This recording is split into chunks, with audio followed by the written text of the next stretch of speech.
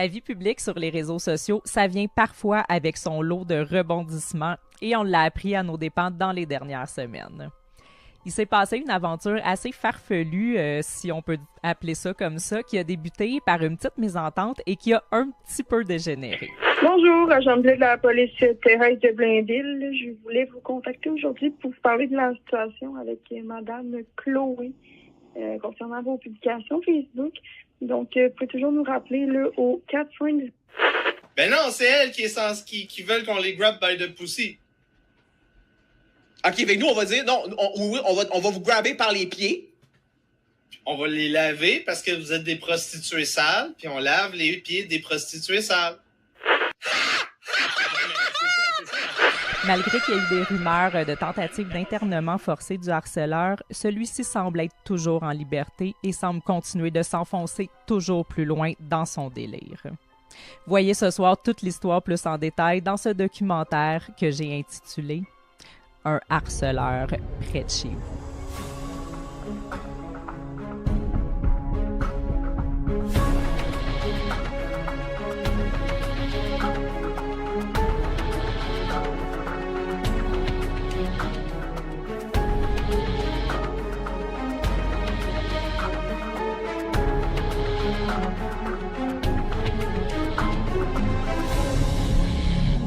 Mais là, aujourd'hui, là, ce que j'essaie de comprendre, c'est que là, vous me dites que vous recevez des menaces de mort à cause de cette affaire-là de Russes. Ben, ça pourrait être ça. Ben, ça pourrait être un malentendu, mais ça pourrait être aussi des espions. Je ne sais pas, moi. Je ne suis pas enquêteur. Donc, l'histoire a débuté à la fin août. C'est deux podcasteurs, en fait, qui ont chacun leur projet respectif, qui m'ont contacté. En fait, un des deux m'a contacté pour s'inviter à mon podcast avec un petit concept humoristique, invitation que j'ai acceptée. Vu que c'est déjà d'emblée des gens qui m'intéressaient pas, j'ai pas été regarder les vidéos, j'étais comme je m'entorche, on va les voir demain, puis tu sais, c'est tout.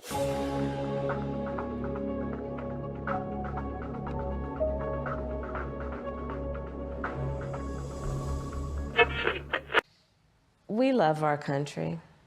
I love our country. I know we all do. That's why everybody's here right now. We love our country. We take pride in the privilege of being American. And this is a moment where we can and must come together as Americans, understanding we have so much more in common than what separates us. Let's come together with the character that we are so proud of about who we are, which is we are an optimistic people. We are an optimistic people. Americans, by character, are people who have dreams and ambitions and aspirations. We believe in what is possible. We believe in what can be. And we believe in fighting for that.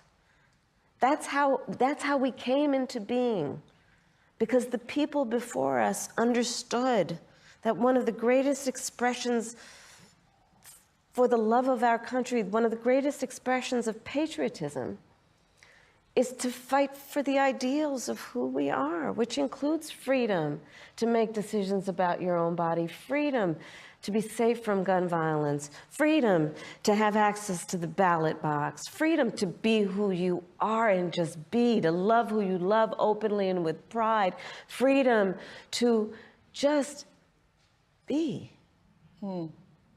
Hey, white dudes. So, I think we're all pretty sick of hearing how much we suck. Every time you go online, it's the same story. We're the problem. And yeah, some white dudes are. Trump and all his MAGA buddies are out there making it worse, shouting nonsense in their stupid red hats and acting like they speak for us when they don't. All they've ever done is screw us over.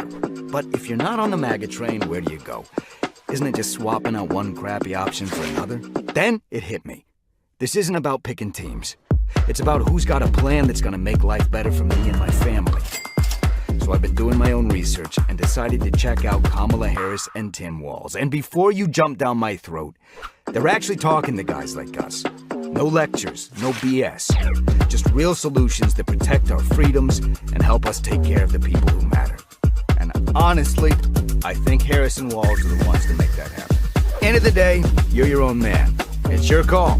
But if anyone gives you crap about it, tell them it's none of their damn business.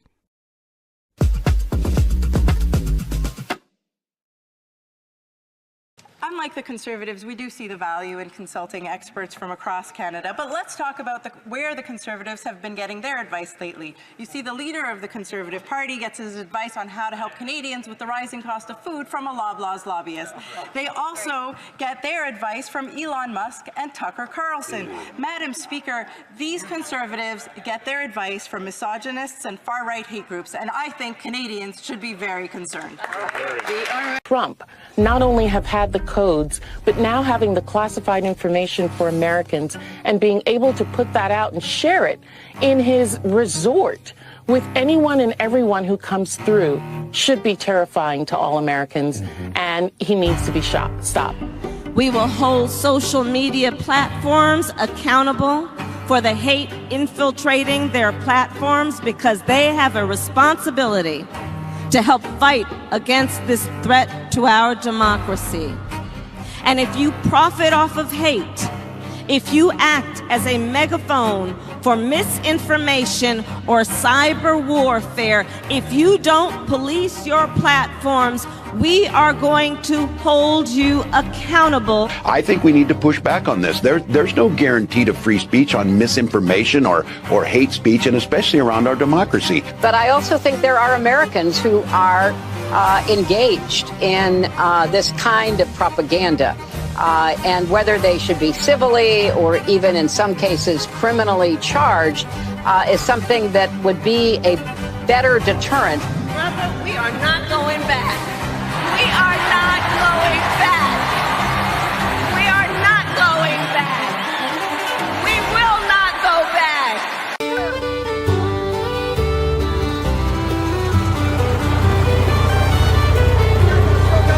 Dans les plaines du Tennessee vit un homme que Yann Rushdie. Il combat sorcières et urbains éduqués avec foi et loyauté. Sa guitare et son chapeau, c'est son armure de chaque jour. Un croisé des temps modernes, il défend son valeureux parcours. Les brumes du matin annoncent des batailles et des prières. Yann trace son chemin, éloigne les ombres, les chimères. Il marche parmi les champs, prêche la terre et la vérité. Une étoile dans l'obscurité, aux valeurs sacrées enracinées. Oh Yann Rushdie, gardien des cœurs et des terres, tu combats pour la lumière contre la fausse modernité. Yann Rushdie, ton âme est pure et sincère, enseigne-nous à vivre loin des illusions des cités. Les pseudo-philosophes urbains avec leurs mots sophistiqués, ils ne comprennent pas la terre ni les soirées à la clarté. Yann leur montre la simplicité, la beauté des vrais visages. Il fait face aux artifices, rétablit le vrai langage. Les sorcières de la forêt, avec leurs sorts et leurs secrets, elles craignent son courage, elles fuient quand il apparaît. Yann Rushdie, avec son cœur et sa foi fervente, il purifie le monde de leurs noirceurs éminentes. Oh Yann Rushdie, gardien des cœurs et des terres, tu combats pour la lumière contre la fausse modernité. Yann Rushdie, ton âme est pure et sincère, enseigne-nous à vivre loin des illusions des cités. Oh Yann Rushdie, gardien des cœurs et des terres, tu combats pour la lumière contre la fausse modernité. Yann Rushdie, ton âme est pure et sincère, enseigne-nous à vivre loin des illusions des cités.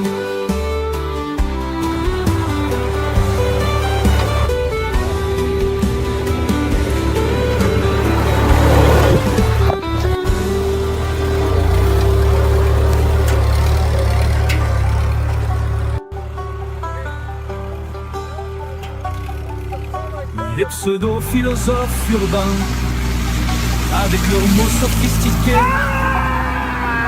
ils ne comprennent pas la terre, ni les soirées à la clarté. Yann leur montre la simplicité, la beauté des vrais visages. Il fait face aux artifices, rétablit le vrai langage.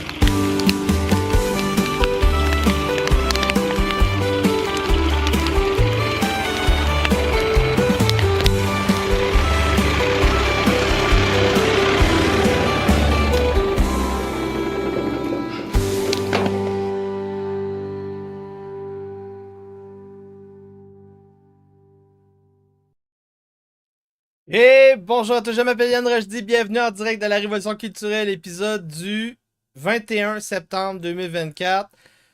Dernière partie sur 3 de European Magic and Witchcraft A Reader, édité par Martha Rampton, une sorcière spécialiste lignée féministe du nord-ouest américain. Dans les 2 premiers épisodes, on a parlé des sources et références historiques au centre de l'histoire de la sorcellerie et de la magie, remontant à l'Antiquité, les royaumes post-romains européens, les Mérovingiens, les Carolingiens, le Haut Moyen-Âge, et là, on est rendu à l'endroit où j'avais commencé mon enquête sur l'histoire de la magie et la sorcellerie. Nous sommes revenus boucler la boucle. On revient à la chasse aux sorcières. Donc, c'est le 6e podcast qui parle de magie et sorcellerie. J'espère que vous appréciez les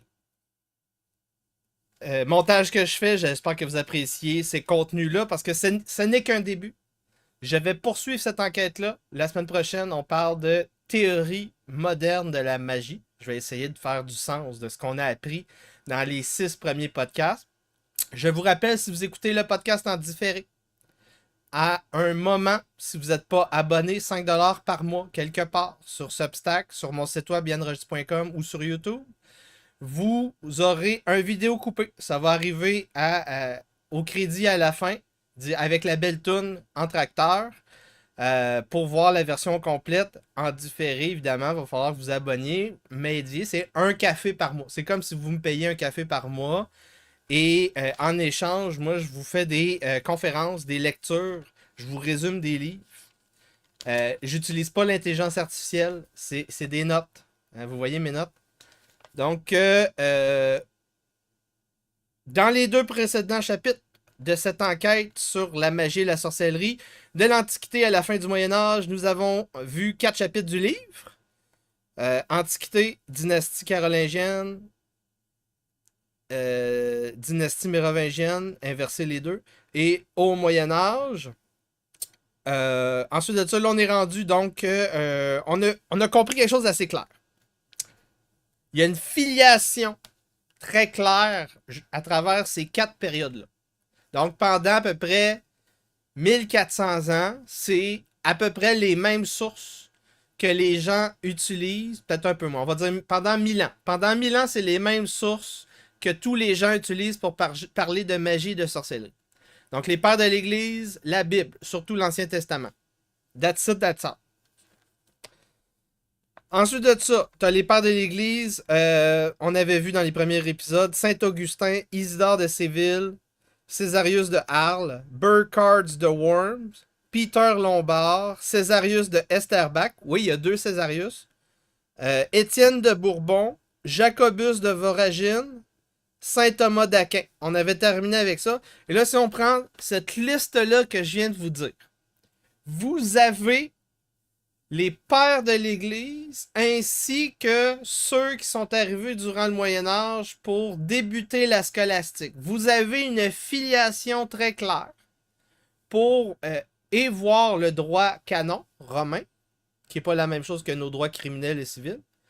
Si vous voulez voir l'histoire du droit de l'Église catholique romaine via ces gens-là, les sermons, qu'est-ce que les prêtres, les curés, les moines, les abbés disaient aux gens dans du commun des mortels, les théories, la scolastique, la théologie, les discours philosophiques de l'époque, vous avez tout ce que vous avez à connaître sur notre civilisation. Donc, magie, en plus de ça, magie, sorcellerie, miracle, guérison, exorcisme, les saints, le culte des saints, c'est quoi le diable? Et voilà, vous avez tout ce que vous avez à savoir. Quelques changements entre l'Antiquité et le 14e siècle. La magie féminine. Magie, pas sorcellerie. Magie féminine, qui est un truc public souvent, politique souvent. Elle est perçue de moins en moins comme efficace. Donc, de moins en moins, les magiciennes sont vues de manière estimée, donc elles sont ridiculisées de plus en plus, elles sont perçues comme inefficaces.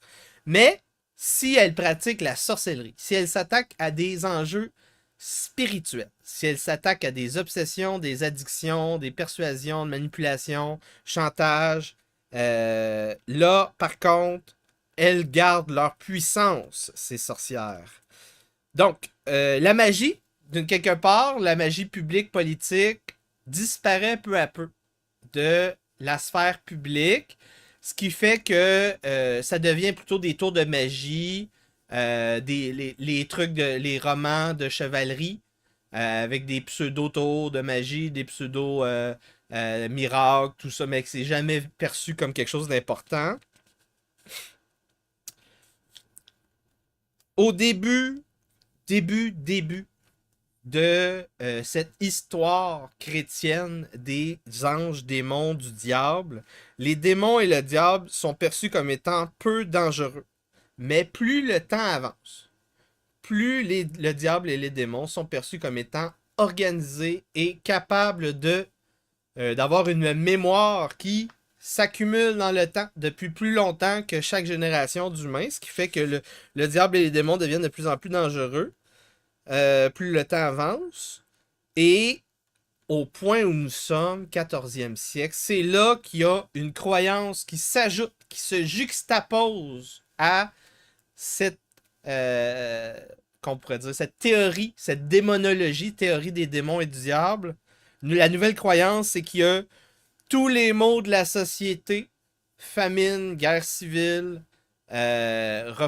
changement climatique, causés par une conspiration de démons menée par le diable contre la chrétienté, la civilisation chrétienne. C'est une conspiration. Et donc, c'est une genre de panique morale qui va se développer. Je vous rappelle, à travers l'étude de l'histoire de la magie et de la sorcellerie, nous avons ensemble découvert un secret. Le secret de l'histoire de la magie et de la sorcellerie. Après 6 épisodes, nous l'avons révélé. C'est assez simple. La magie, c'est à l'époque de l'Antiquité et au Moyen Âge, un mélange de religion, de science. Les trois vont se dissocier peu à peu. Et donc, on a découvert qu'il y a une filiation directe, magie, philosophie naturelle, sciences naturelles, sciences pures, chimie, physique, tout ça. Donc, la magie, grossièrement résumée, c'est une méthode empirique qu'on pourrait associer et nommer comme de la proto-science. La sorcellerie, qui, comme dans les cercles de Venn, là, partage des principes et des trucs, des éléments historiques. La sorcellerie découle de la magie, dans le sens que la sorcellerie, aujourd'hui, serait toutes les sciences de l'humain, les sciences sociales, qui ne sont pas médecine, droit, théologie, philosophie, oui. Philosophie, oui. Tout ce qui se cache derrière le diplôme de philosophie, sciences humaines et sociales, c'est de la sorcellerie. Droit, médecine, théologie, eux ont une filiation remontant aux premières universités, aux premiers monastères, donc, et au début des pères de l'Église. Donc, c'est pour ça qu'on peut faire ce genre de distinction maintenant en 2024. Donc, oui, médecine, guérison, chirurgie. À l'époque de l'Antiquité et du Moyen Âge, la médecine, la guérison, la chirurgie va inclure des éléments d'astrologie. Et là, plus le temps va avancer, plus la corporation médicale va extirper de son corpus toutes les doctrines d'astrologie. Et quand on parle d'astrologie, on parle autant de l'horoscope que la lecture des astres, que la lecture des astres au moment de la naissance et d'autres choses comme ça. Donc, peu à peu, on met de moins en moins d'importance sur le phénomène de la magie. On essaye de séparer la magie des autres disciplines, des autres corporations, comme la corporation médicale. Et, peu à peu, on va focusser sur le maléficium, le maléfice en particulier. Alors, si vous voulez voir l'épisode au complet, en différé, je vous implore de m'aider en venant vous abonner sur... j'ai une petite erreur.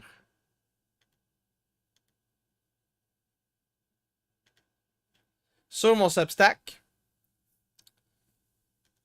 sur mon site web yanrojdi.com, sur YouTube, vous allez avoir accès dans la section abonnement ici. Tous les podcasts réservés aux membres, 5$ par mois. J'ai en passant aussi des vêtements et des accessoires dans la boutique qui peut m'aider à financer le rojdisme qui se bat contre des sorcières de plus en plus.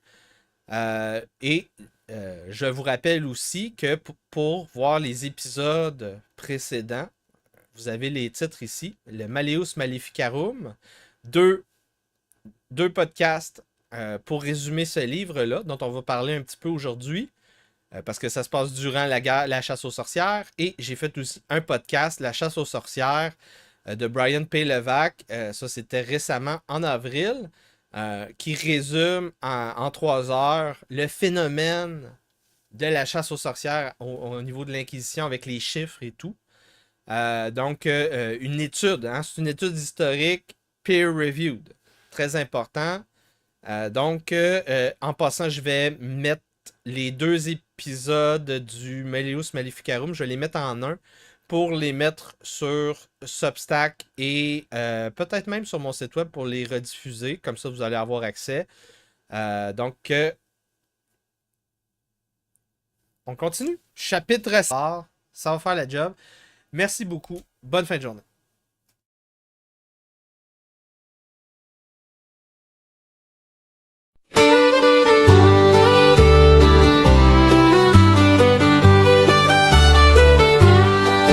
Dans les plaines du Tennessee vit un homme pur, Yann Rojdi. Il combat sorcières et urbains éduqués avec foi et loyauté. Sa guitare et son chapeau, c'est son armure de chaque jour. Un croisé des temps modernes, il défend son valeureux parcours. Les brumes du matin annoncent des batailles et des prières. Yann trace son chemin, éloigne les ombres, les chimères. Il marche parmi les champs, prêche la terre et la vérité. Une étoile dans l'obscurité, aux valeurs sacrées enracinées. Oh Yann Rojdi, gardien des cœurs et des terres, tu combats pour la lumière contre la fausse modernité. Yann Rojdi, ton âme est pure et sincère, enseigne-nous à vivre loin des illusions des cités.